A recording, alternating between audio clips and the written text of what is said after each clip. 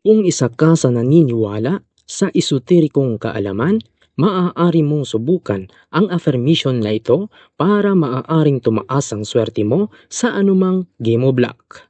Banggitin mo lang ng 3 beses ang mga salita na mabasa mo sa screen sa isang baso ng tubig, saka ito ipanghugas sa kamay mo bago ka tumaya sa anumang game o block. Ito ay batay lamang sa sarili mong paniniwala, kaya dapat andon ang faith mo kapag ginawa mo ito.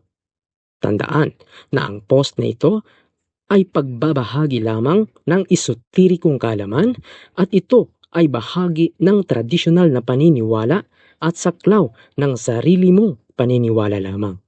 At hindi ito nakabatay sa anumang professional na payo at hindi gumagarantiya ng 100% resulta sapagkat ito ay nakabatay sa iyong paniniwala.